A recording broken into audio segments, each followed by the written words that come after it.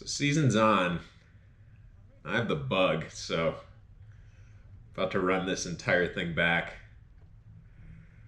One nice thing about running a camera, you have to fuss with it a little bit, you lose some watts or whatever. If you want to get better, and there were moments in the race that you don't quite remember, you can run it back and kind of look at what happened retrospectively. So this is the Central Park Classic. It's about an hour-long race. Cold morning. We were standing around at the line. See this guy 106 warming up. Even the Iceman gets cold. Yeah, we were standing around at the line maybe 30 minutes or so before the race. There was a delay in getting started. And now we've been rolling for 45 seconds and we're not going particularly fast, and I think people are ready to go. There was that race that Vanderpool won like 4 or 5 years ago where he just went solo with, I don't know, 70 Ks or something. Long solo, unexpected. And they asked like why he did it, and he said, I was cold. That's sort of what I'm thinking here, is we've been standing around doing nothing for like 30 minutes, and now we get to race our bike and warm up, but we're not really moving yet. No matter. We're about to start moving soon. My plan for this race was stay towards the front and follow the fast guys. Who are the fast guys? Mainly made up, you'll see it right here, so now we're racing, mainly made up of 2 teams. Good Guys, which is in the black kit, and then Big Hit. Good Guys had the strongest representation, probably had 8 or 9 riders, and then Big Hit had 3 or 4, and then the rest, there were maybe a couple teams that just had 2 guys, and the rest of the field was solo. And small field, but strong field. I think 30 or 35 guys were racing here. So with the plan of staying towards the front and following the fast guys, there's that like Eisenhower or Churchill or something quote, plans are useless, but planning is invaluable. I like that quote. That was my plan at the beginning of the race. But plans are dynamic and things can change. So there was that first little surge, and basically I'm gonna try to jump to everything that has strong representation between Good Guys and Big Hit, which is what I did with that first initial move. So that was, 20 seconds, 30 seconds of surging, and now you can feel pace come on a little bit here. We're approaching a corner, which is going to be the primary pinch point in the race today. And the pace was coming up there. There was a bit of a surge. And after that initial one, you could feel that things were coming to gear things up again. We run into the women's field here, though, coming into this corner. So things slowed down significantly. But after that, 60-second lull at the beginning of the race, it was clear that there was a lot of energy to force a break and ride this thing aggressively. This is Big Hit right in front of me. This is Baker with the white helmet. Within kind of knowing the teams, you also want to know the personnel, and you can kind of get a feel for, how people are racing and what kind of day they're on. And Baker here was very strong throughout the race. Another one, 1, 2, 3, Tyler, who's attacking right now. He was very strong, and so they're kind of guys that you want to pay attention to. So they surge, and now this is a move that has 3 good guys in it, has big hit representation. I'm going to snap to it. So at this point, I've done a relatively good job of sticking to my plan.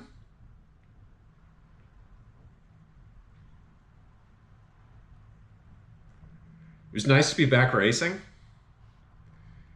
I've been feeling really good on the bike. This is the first year that I haven't really taken significant time off. I took a week off because I was sick and home over Thanksgiving, but since then, been able to do kind of between 9, 10, and 12 hours a week since then. No intensity though, or minimal intensity. So now we have another move going here. And then you can also tell based on kind of who's patrolling the race, who people are worried about. So small move off the front here between Iceman and good guys, and big hit isn't following it. Basically, I'm not going to be eating wind unless both good guys and big hit are in a group up the road. Little lull here. Another guy to pay attention to. So we have attack coming on the left-hand side. That's Chris from Big Hit. Decent surge. I don't jump to that one because frankly those first 2 were hard. And you have the plan of staying towards the front and following the moves that go, but plans are dynamic. But it just kind of seemed clear, like Tyler, who goes right now, and I believe there's another guy, maybe good guys up the road. So I want to follow this one. It is Tyler, big hit, and then another racer up the road. And this was kind of where the plan changed. I tried to snap. I did snap. It was clear that I was going to have to speed up significantly, and I didn't have that speed. So I sit up. But the thing is, like, in that moment, I didn't want to snap and then do 500 watts for 10 seconds or 15 seconds to get on the wheel. But you're probably going to have to do those 500 watts at some point.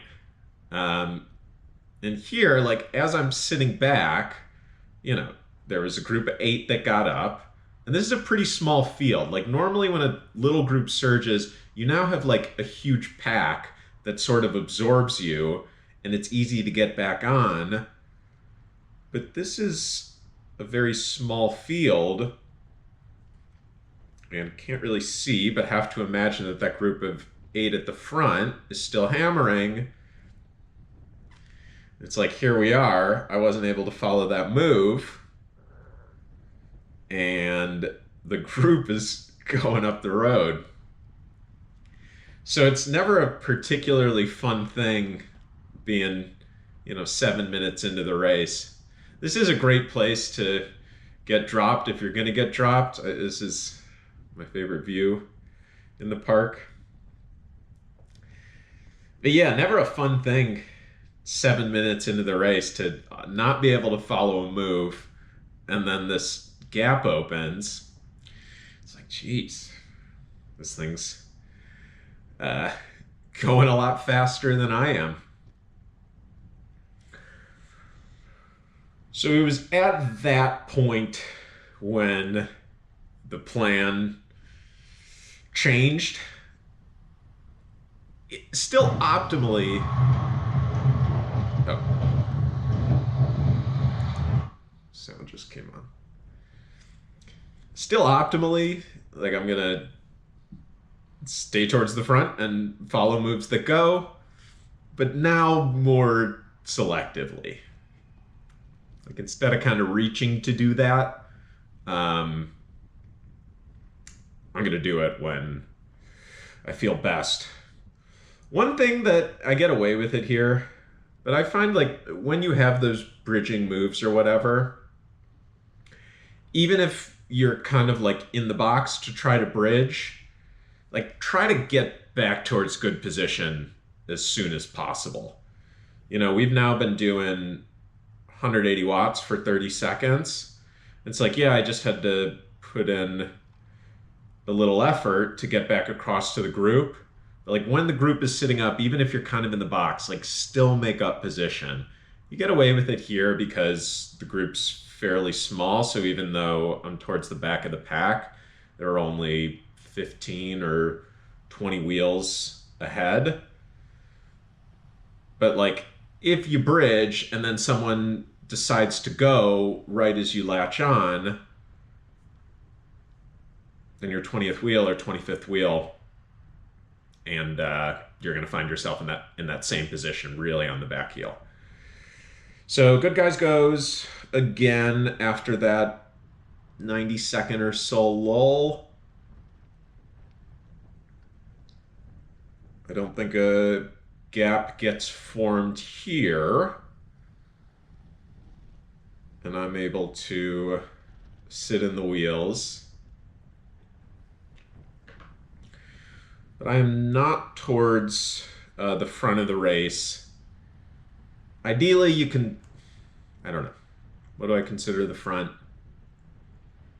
Top 10 wheels. Ideally, like top 5. But you need a lot of gas to do that. So there's another surge.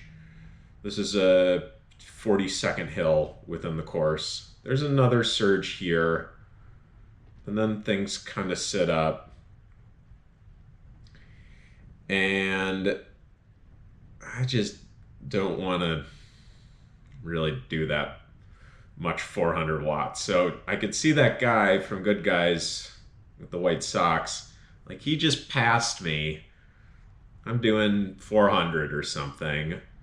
He's not really snapping. He's just doing 100 watts more or something. I don't even latch onto that because the plan has changed.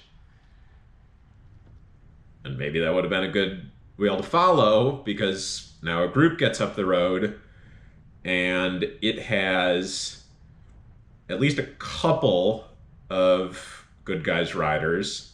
I think it has a handful of other strong dudes who are racing solo, and then Big Hit has representation as well. So this is kind of getting to red alert. You can see they're not in a line right now up the road. So they're not totally committed to it.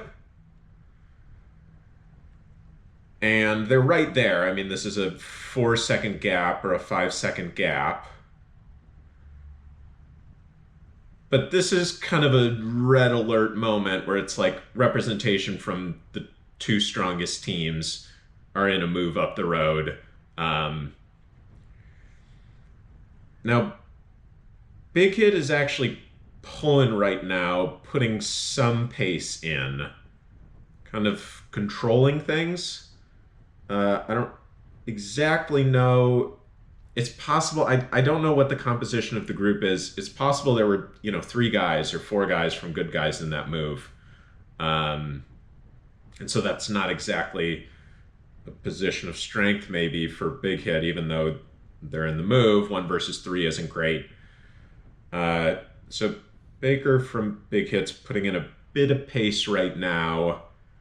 And the gap's like growing a little bit. You know, now it's like 6 or 7 seconds. So he comes off the pedals, and so Andres here with Onyx, who's another solo rider, he comes through, he surges initially, he's gonna flick me. I don't want any of that. It's still not far enough up the road that I'm in full panic mode. It's definitely a threatening move, but I don't want to drag the entire field back. There are 25 guys in a high-speed section of the course that are behind me that will have to work a lot less than I will if I'm on the front. So I'm willing to gamble, and Andres puts in a bit of work here, and we're still at like 6 or 7 seconds, and then gamble kind of pays off because the rest of the field comes through and starts putting in a bit more pace. But then you kind of sit up again, and now Baker's on the front. And so I think maybe the thought was either he wants to get up the road and join that group, or didn't like the composition of it, because there are definitely more good guys. There are multiple, if not 3 or 4 good guys racers in that small group. So now coming into this corner, this is going to be an important moment because this was the main selection point of the race. And a smaller group, sloppy, suck at cornering. And now that, like, this is a big effort, so I take that corner, not smoothly, have to punch it, and now it's like, okay, now things are at significant risk of splitting up. It's really strung up behind me. It's a bit strung up ahead of me. So it's like sprint back on, get back in decent position. Like if someone decides to keep drilling it, something can go. But look to the front of the race, whoever that is, with good guys at the front, looking around. And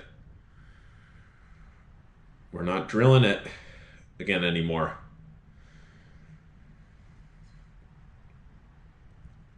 So to this point, we're a lap and a half in, still strong energy to force a break. And so every time that there was kind of a lull, there was definitely, it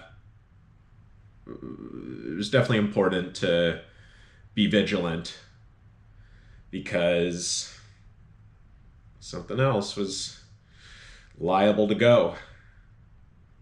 So we really slowed down here. We're totally freewheeling. You know, it's a matter of time till something goes. And good guys goes there. And like I'm not on his wheel because I'm being selective. But now we have 2 good guys. Another big hit, second big hit guy. Matt here in the pink shoes goes. I'm like, all right, this is the race going. These are the folks who are dictating the race. This I'm going to have to follow. So I followed that initial move pretty well. There's a bit of a gap. And you see there's that other micro surge there. And, you know, they're punching it to 500 or whatever. I'm like, no, thank you. And time to dangle. One thing that felt a little different, I just threw on 100 160 mil cranks. I think net positive overall, much better feel. I find it's way better for like adjustments of like 10 to 20 watts. Like I wasn't stuck between gears, but it's a little bit harder like when you want to lean on it or step on it. Because in the past I was running 172.5s. I was really kind of relying on torque to snap. So that'll be something new to adjust to. And yeah, just like I'm not in shape to be able to follow all of these surges. So that thing goes, I'm gonna let the rest of the field come along. But not drift as far back as I did last time.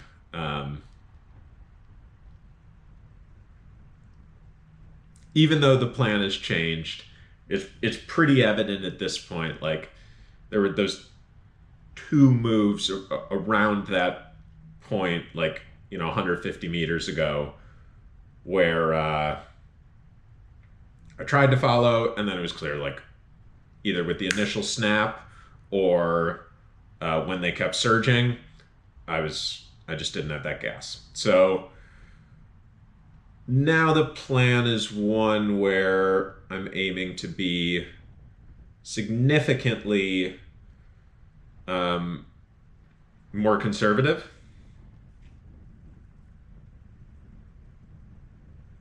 So you see, like, I was in a position 45 seconds ago where I'm first 5 wheels, and now it's strung out, and I'm now 20th or 25th wheel. You gotta know yourself. It was, it's no reason not to try at the beginning, though. Like you have your plan. It is obviously ideal to stay towards the front and try to follow moves.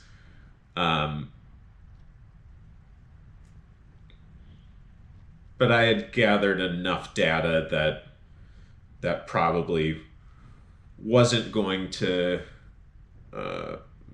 be something that I could follow this race.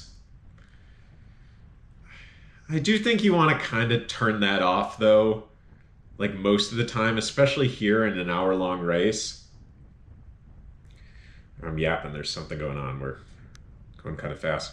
Yeah, like there more or less were constant attacks for the first, I don't know, we're 22 minutes into this race, 23 minutes.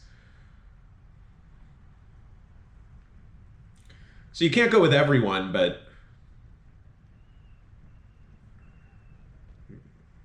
you still want to not lose, kind of the principles of stand towards the front. There's also kind of a dynamic, though, where like if there's sort of been constant attacking for first significant period of the race and nothing really goes, you could also sort of use that as an opportunity to gamble and be like, okay, nothing's going. The teams are just going to bludgeon each other, and that's going to be that. So I don't need to follow things. I can save energy for like when I really need to do something. Oh yeah, it was cold. You see Hacker there on the right-hand side shaking out his hands, especially on the corner. Like I had these thick gloves on. My hands were so numb, I couldn't feel myself shifting gears. You can't hear because you're in a race, and I had, skull cap on. So now Tyler goes. And no one follows. I initially thought that he snuck off the front a little bit later. That's a move that more or less dictates the rest of the race. Because you see he goes and no one reacts for 20 seconds. And so now there's pace that's coming in. And I'm drifting. You know, when we're doing 500 watts, I'm sagging.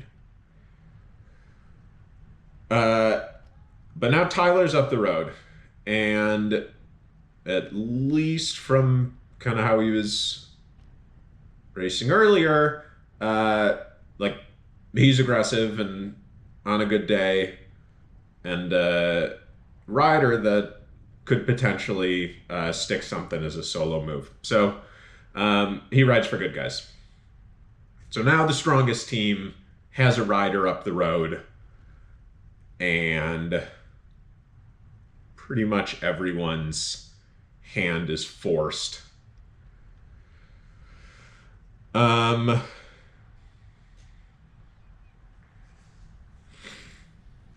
was I yapping about before this? Ideally, this is the case for pretty much any time in the race when you see this many wheels in front of you, but especially when a rider's off the front. Like ideally, you're further up because things are going to happen.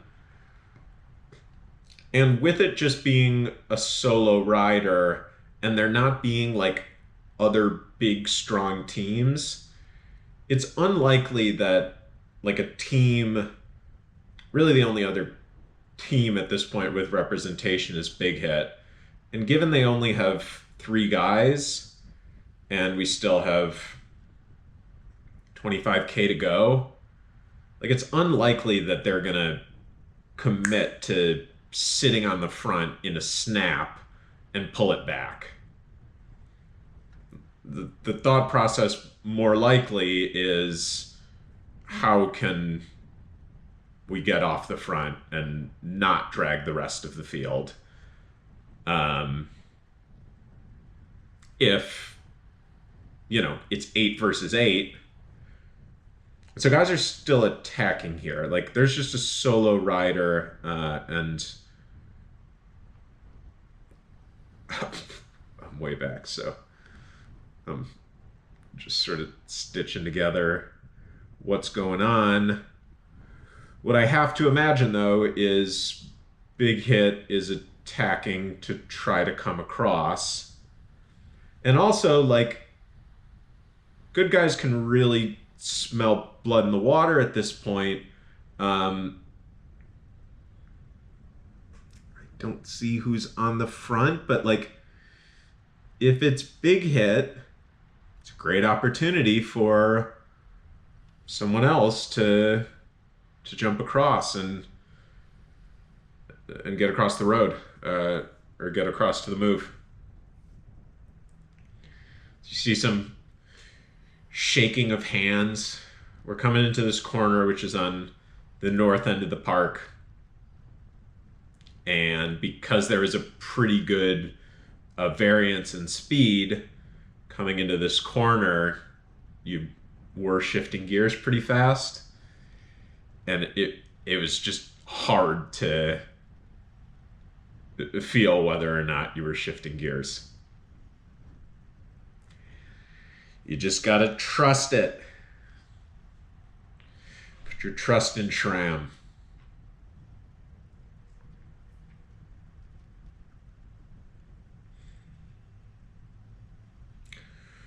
So Big Hit's on the front right now.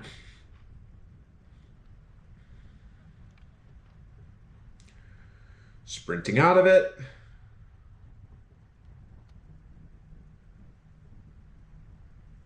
Pretty hard getting up to speed because it generally slowed down to 20 or something like that.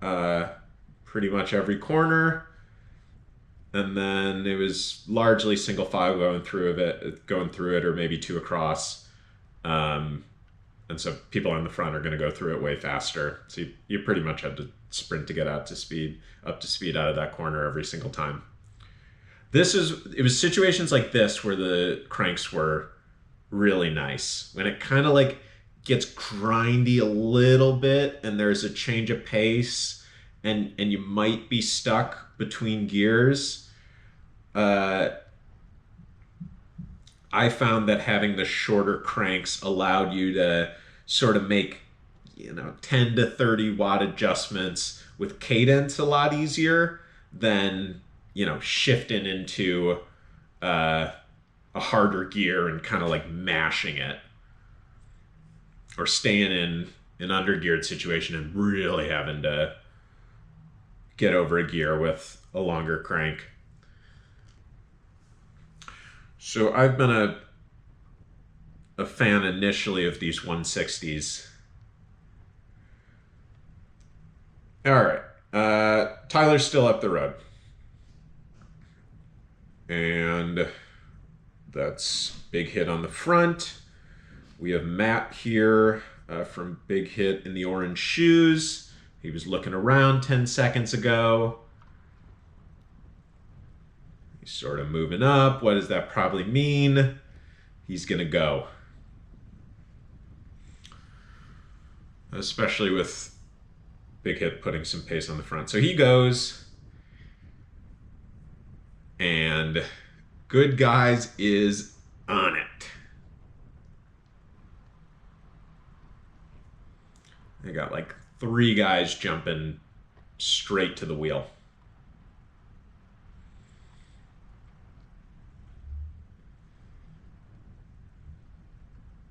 And so I would say at this point in the race, like, the break wasn't gone, and it was still a better move to see if you could get across. But that was just going to be a tall order,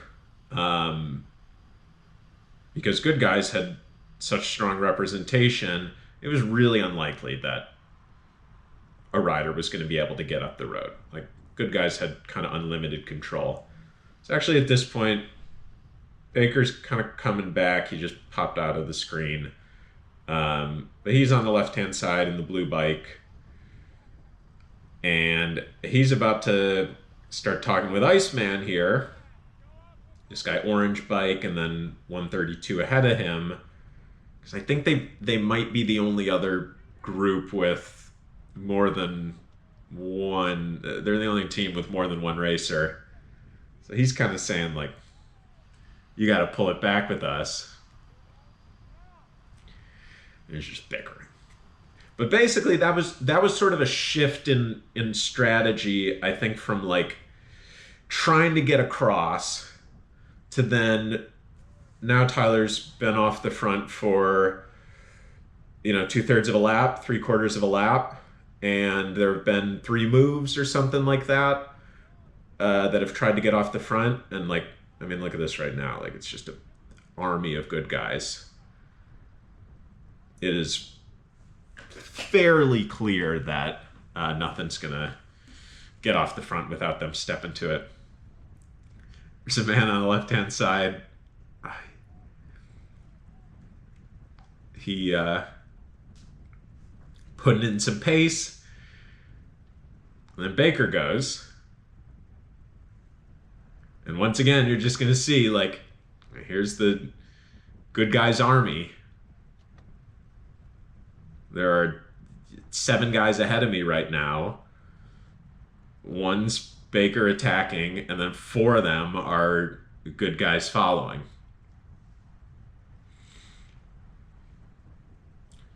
Like, this is a strong attack. It's strung out.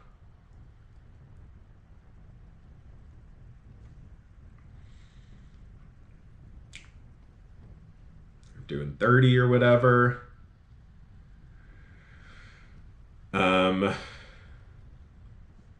But it's not going. And I think at this point, I mean, maybe it wasn't even an attack, because I now believe that Baker is sitting on the front with an army of Good Guys behind him, putting in pace. So he is actually uh, now trying to bring this back, like knowing that he's also bringing it back for the rest of the field. We have some signaling, some hands up. Why is that? Because there's a horse. It's all kind of part of the magic. And like, it happens with the pros too. Like, there was that controversy like last week or a week and a half ago. That French race, Bessèges. You know, they had cars on the course. They had like a semi truck. Like, it just happens. Bike races take up a lot of space. It's really hard to find road that is just going to be available for bike racing.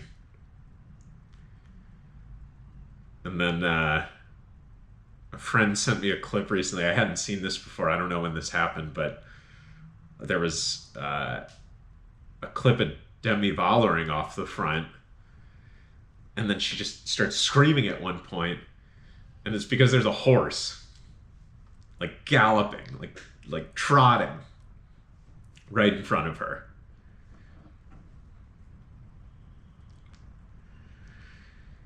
Kind of the nature of a bike race.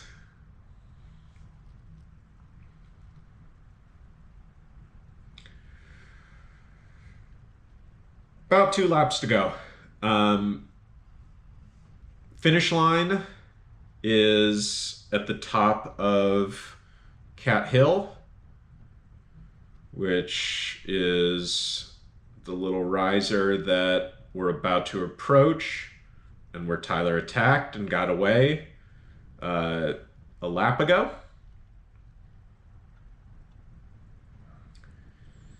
So now he's been off the front for a lap. I don't think we can see him. Here's Big Hit trying to get off again, get off the front again, and Army of Good Guys follows.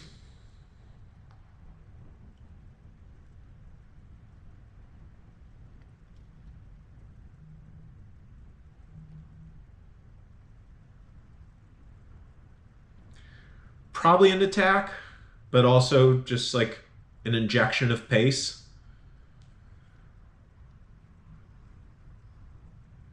Yeah, so anytime, you know, I just lose like one wheel there, but any time that it was getting above 450 or whatever, I was drifting. So we can't see Tyler.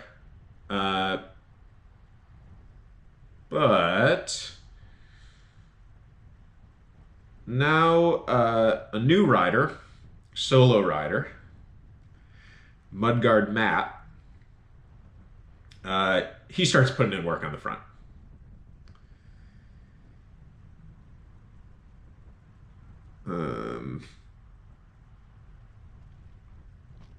So you now have, it was primarily Baker with Big Hit who was working.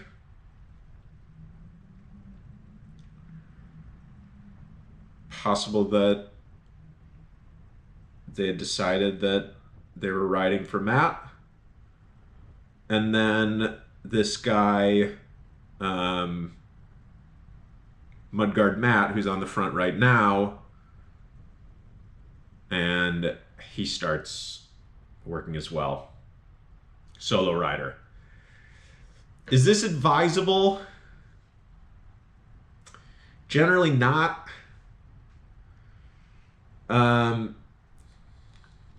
He was very fit though.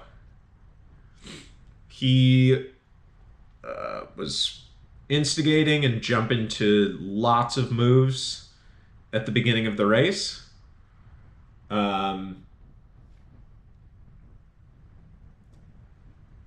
And so, you know, here we are with 2 laps to go, and there's a rider off the front, can't win the race if no one pulls it back. So someone has to pull it back, and even if you're a solo rider,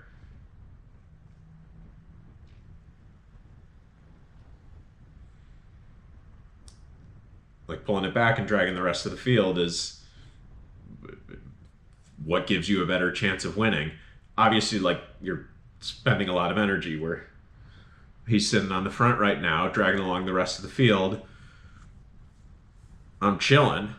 Everyone else is chilling. I'm at 132 beats per minute.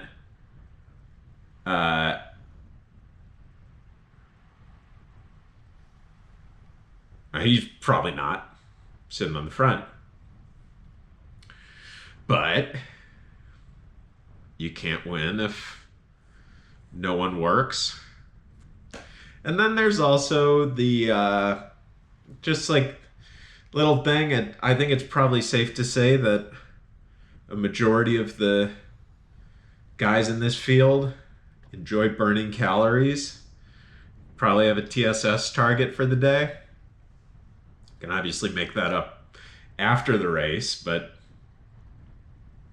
no one really likes to sit around and let the race go. And it's a little bit more fun and dynamic to pull something back. And he was fit. So if you have the fitness, it's an aggressive position. It's probably not advisable in most situations, but it gives you a chance to win the race. Took that corner a little smoother. I wouldn't say like this was a high enough speed corner to really get a feel for it, but that was another area where the shorter cranks were pretty nice. Like especially a couple of them where it really slowed down and we were doing 18 or 20 miles per hour. Like I could start practically pedal through the corner with the shorter cranks. You might be able to do that. I think you can do that going 18 miles per hour, 20 miles per hour with most length cranks, but it was nicer to have something shorter and have that field here, or have that feel.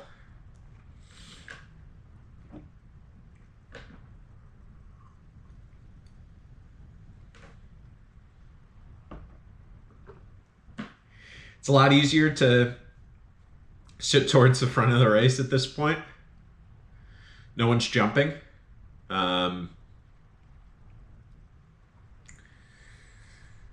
So, like, because things are kind of, oh, he jumps. But just a solo rider. And I don't think Good Guys pulls it back. I think Big Hit continues to pull. And Mudguard. Yeah, I mean, a lot easier to sit towards the front of the race when no one's really attacking and you don't need to surge.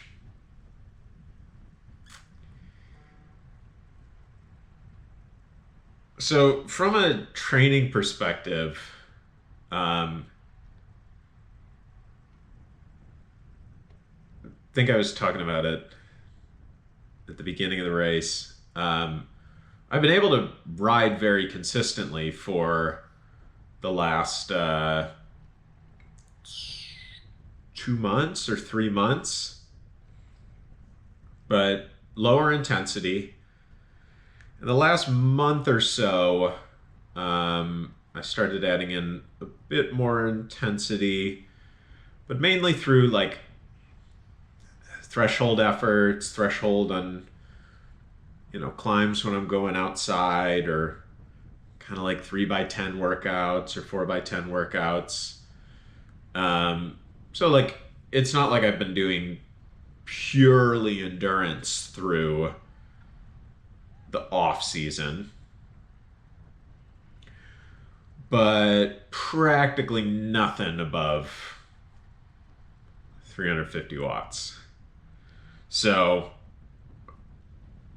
in this 1 hour long race, it's possible that, I spent around the same time above 500 watts than I have in the last couple of months combined.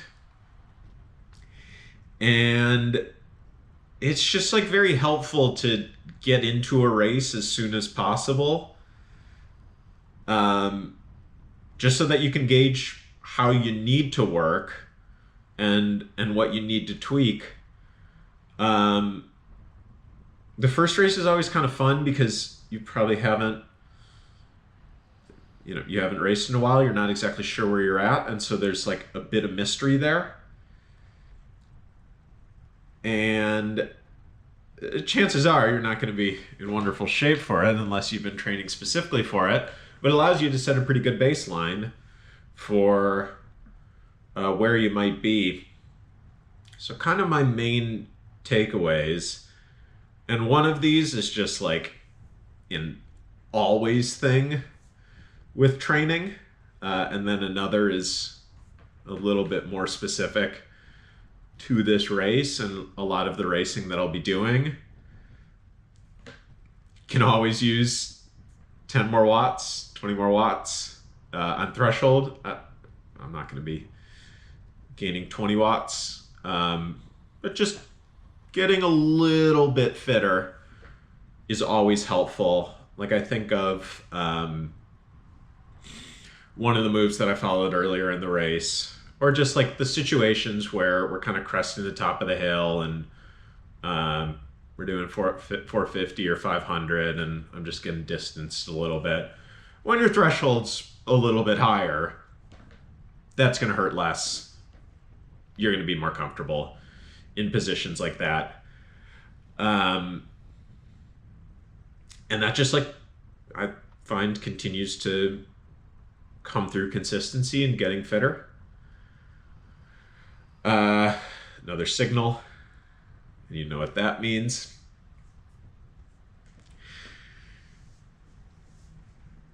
I think it's a horse.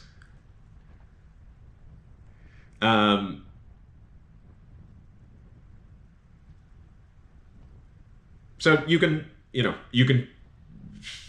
raise FTP a million ways, but just continuing to ride more consistently and use principles like progressive overload and be smart and structured and don't train too hard. Don't burn yourself out. Will help with all of that.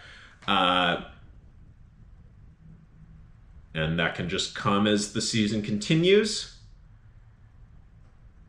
And then maybe the kind of race-specific training that substantiated from here was like, and I knew this going into the season, but like I need more snap.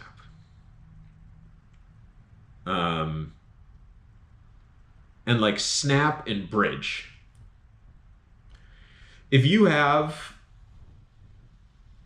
1200 watts in an instant, when you're jumping to things, you're going to be able to close most gaps pretty quickly. I definitely have focused on practicing sprint and spent a decent amount of time doing that. Oh, let me stop yapping here for a second. So we can see Tyler at this point. And that means that people are now getting a little bit more antsy and anxious to get off the front. So now kind of like the race is back to square one already. He's not caught yet, but everyone's sort of anticipating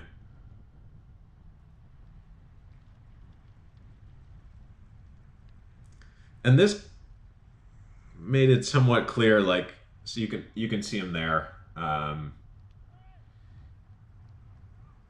and then Good Guys is throwing a surge over the top again. Like, it was clear, like, you catch them, and then that's a great opportunity to go over the top again, especially as Big Hit had done a majority of the work to pull it back. I guess just to finish the thread on all that yapping I was doing. Sorry for being so verbose. There was kind of a lull there as it was just standard business pulling the brake back. But yeah, kind of practicing one instant snap like you have to do to follow moves in a race, and then like snap and bridge. So like if you have 1200 watts or 1300 watts, you're probably closing most gaps kind of quickly. If you don't, then it's like snap at 800, and then you're probably going to need to still hammer at 450 or 500 to get into the wheel if you want to follow moves. And then just like kind of like the little surges when it gets to 450 or 500, I find just like general fitness is going to help you with that. Just the fitter you are, the less that hurts, just because you have more watts on your threshold. So we're back together. We're going quite slow, 20 miles per hour. And we're into the final lap. Tyler's caught.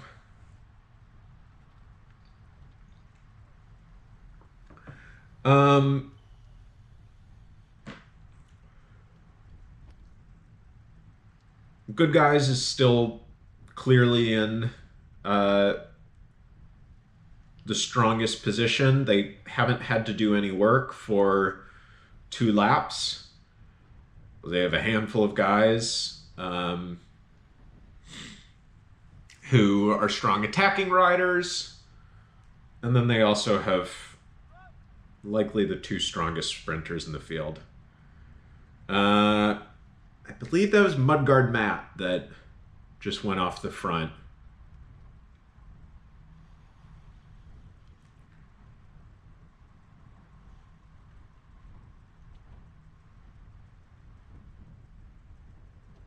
And I don't... I'm trying to piece it together. I think you have... So this is another reason why it's advantageous to stay towards the front of the race. Not only are you in a better position to react to things, but literally it is hard to follow the race when you're towards the back. There's no race radio. And so, like, I know that we're surging, but I'm not exactly sure who's off the front. And in this situation, that changed how I was reacting, kind of how I chose to race for the rest of it. I think a little bit. It changed my calculation. I'm trying to look ahead and see who's off the front. My recollection, though, is field came back together at this point. So there were some guys attacking, but I think it all came back together. But now it's last lap, coming into this corner once again. And this is just a great, you see it right now, like, already I'm taking the corner right here. The front of the race is 7 seconds or 8 seconds ahead of me. It's only like 20 guys or 25 guys or something like that, but that's already a pretty big gap. And so another break forms. You can see if you look ahead. I see that there's a solo rider and one guy from Good Guys, and then another solo rider. So my understanding of how the race is right now is you have a move up the road. It is representation from the biggest team. Big Hit is not in it. And then there are two other solo riders who I don't know about.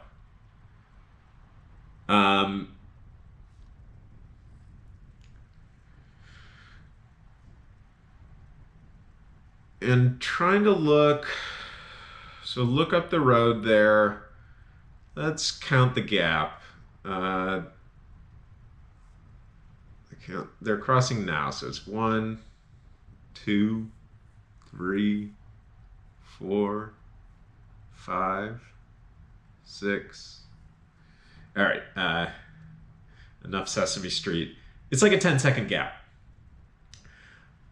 And I think it's 3 guys up the road. And it actually turns out to be 4 guys. And who was in the group? It was 2 Good Guys riders and then 2 solo riders. Now, the move that I'm starting to think about right now, because we can still see it, is I have no chance of winning if 1, that group stays away, or 2, this comes down to a bunch sprint.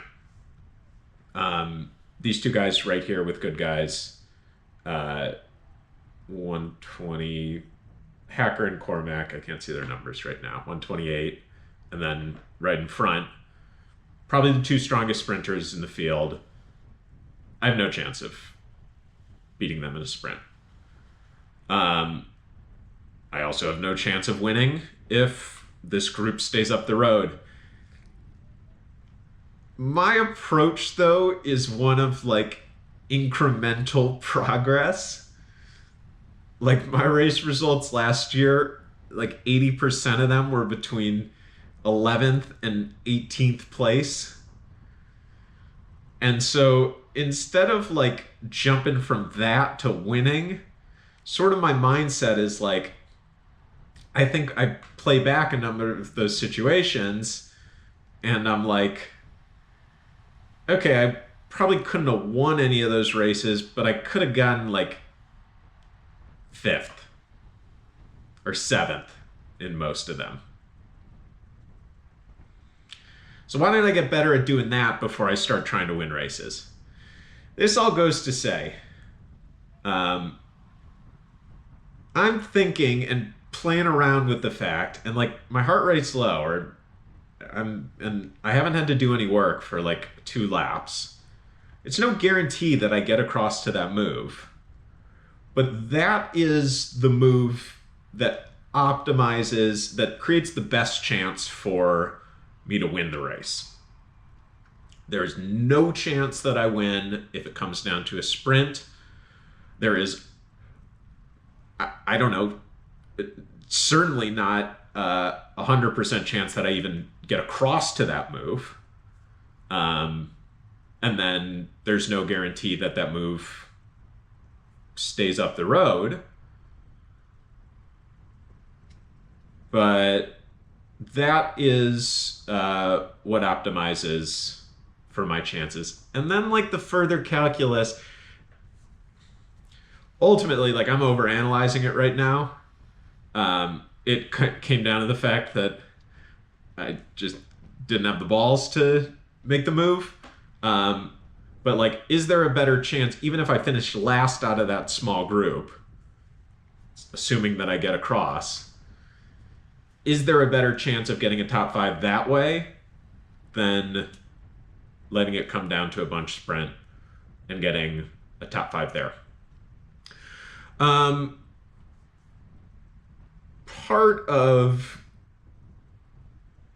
sitting back is like, I do find it very valuable to experience as many sprint finishes as possible, and you just start to become more and more comfortable with each one.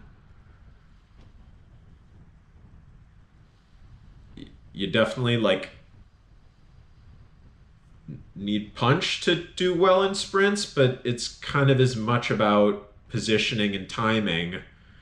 And so this in itself is like a fairly helpful exercise, especially at the beginning of the season. So they're pretty far up the road. Like, they're not caught yet. It's just like a helpful exercise to position yourself. And then even here, like Good Guys still isn't pulling it back. They have two guys up the road. They're just sitting in. So it's Baker right now that is pulling it back completely. And so Good Guys totally is able to react. They have two sprinters waiting in the wheels. And then they have two guys up the road. And I don't think it's until now when they start to say, all right, like we're gonna line this up to try to win. But they haven't had to sit on the front and eat wind yet. And that's kind of another reason that, like, you basically had one rider, Baker from Big Hit, pulling that move back. So I'm learning sitting here in this sprint, and so right now I'm, 10th wheel or whatever, getting a little hectic.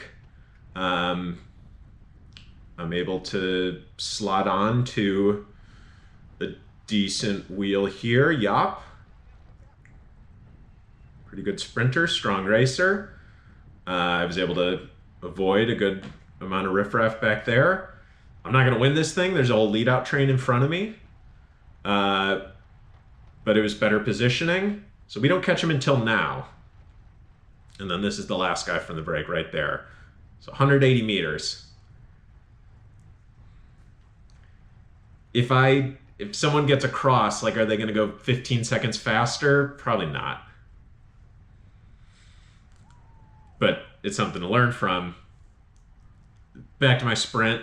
400 meters to go. 6 or 7 wheels ahead of me. This is like not the worst position in the world. Not going to win. I hit that little bump, and it's like bunched up enough that I'm not able to jump. So I'm not able to step on it while I still have speed. So it's like a 750 watt kick, and number of guys come around. That's the value of positioning, though. Like, this was a top 10. If you're in decent position, you can have a horrible sprint and still get a somewhat decent result. I think it would have been more fun to try to bridge, though. Next race, February 23rd, Prospect Park.